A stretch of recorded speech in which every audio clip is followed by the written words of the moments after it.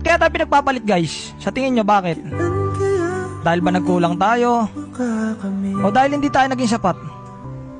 Alin ba doon? Parehas ata lang. Parehas no?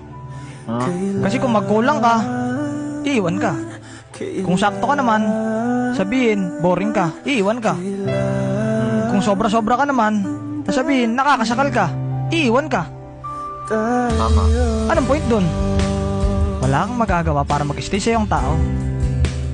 Ang tanging makakapagpastay lang sa taong mahal mo kung willing ka rin niyang ipag-stay sa buhay niya. Alam mo yon, to that point na kailangan niya pa... Oh, wait lang pre, ubus ata sa akin to pre. Ubus na pre. Tara par, ubus na par. Ubus na pre.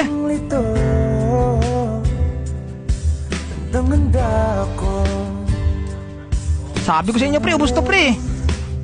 Ubus na yung pag-ibig ko sa'yo.